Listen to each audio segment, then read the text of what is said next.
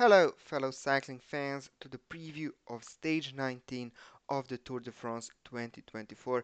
This is it. This is the start of the triple header at the end of the final weekend of this year's tour. We have three mountainous stages in the Alps that will decide this race. Before we dive into the stage profile, potential breakaway riders, KOM jersey classification battle, potential winners of the stage, bookmakers odds, race tactics, and the weather, please don't forget to subscribe to my channel. Hit that subscribe button and ring the notification bell so you never miss a preview of a Grand Tour stage on my channel ever again. And massive thank you to everyone who already subscribed. So stage 19 has three climbs on the menu. Two of them are ore category. That means that is the highest category in this year's tour. Col de Var, 18.8 kilometers at 5.7%. It comes after the intermediate sprint at Juliestre, which is at 21 kilometers from the start. So we will see if Alpecin are still trying to win the green jersey, but I think that that ship has sailed and that Bini Girmay will probably take it. Then that or category climb where I expect the breakaway to form. Now what is important is that the second climb of the day is Cime de la Bonette, and it is a 2802 meters high climb, the highest climb of this race, and that means it gets double points. So we have 40 points at Cime de la Bonette and 20 points at Col de Vars. So that is massive for the breakaway riders like Lascano and Carapaz, who can actually overtake Pogacar tomorrow even if he wins in Isola 2000, because they can take those massive 60 points. And the final climb is Isola 2000, 16.1 kilometers at 7.1%. So why this stage is important is because I think Visma are preparing themselves to throw everything they have at Pogacar here.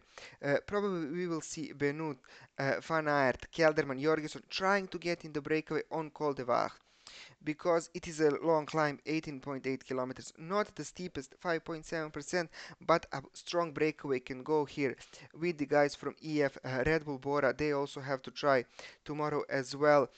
French teams will go FDJ with Lenny Martinez and Godou, Israel Premier Tech with someone like Steven Williams. So a lot of teams still are looking for the stage win. Movistar maybe even for the KOM jersey. So it will be a hectic battle for the breakaway. It will be hard for UAE to control.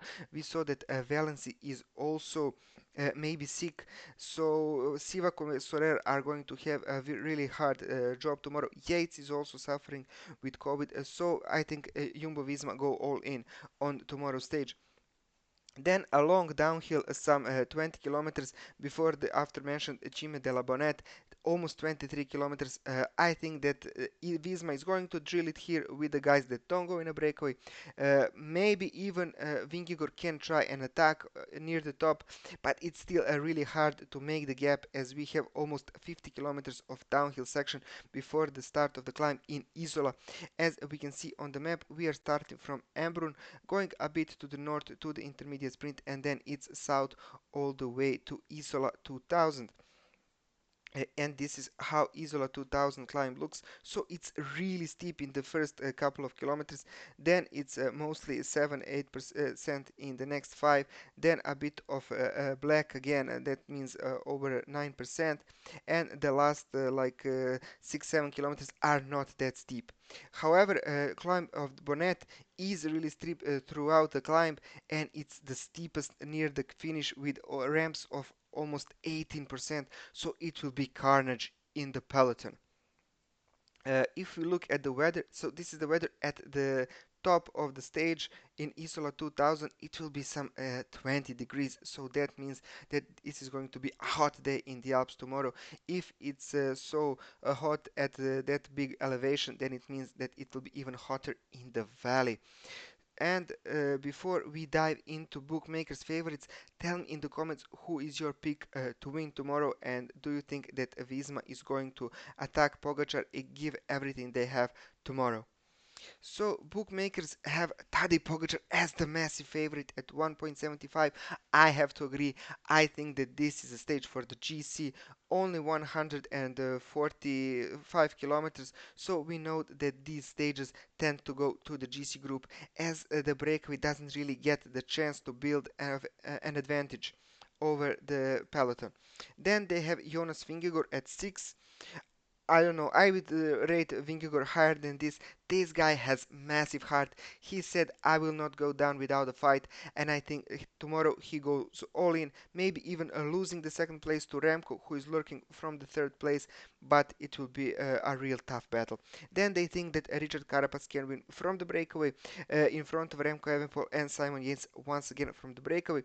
All the other guys, I don't really think that they have any chance of winning. Maybe Enric Mas, I'm sure he will be in the breakaway. Movistar just have to try, but I don't think that he can do it.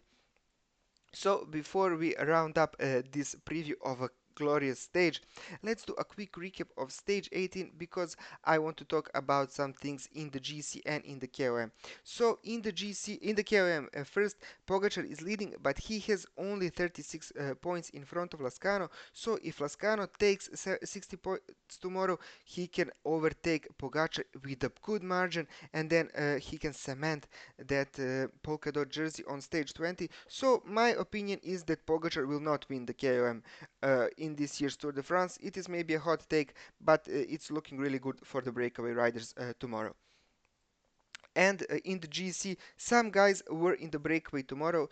Steph Kras and Guillaume Martin, they now overtake Jorgensen, get really close to Gal, Buitrago, Derek G, and Ciccone. Those are the four guys that are like fighting for the three places in the top 10, but I think that they will lose massively tomorrow and on Saturday. Who will also try to win a breakaway? Lawrence De Plus. Ineos are just desperate to get some result from this race. Carlos Rodriguez in 6th. Maybe he can overtake Landa and Almeida, but that is only 4th place for that such a big team of Ineos. They have to try and do something on stages 19 and 20. In the points classification, as I said, Bini Girmay still 33 points in front of Philipsen, and it's really hard to see Philipsen closing that gap. Of course, in the yacht classification, Remco is still in charge, as well as UA in the teams classification. Visma had Van Aert and Bart Lehman in the breakaway today, so they cut that gap to 27 minutes, but I think that UA is going to win it in the end.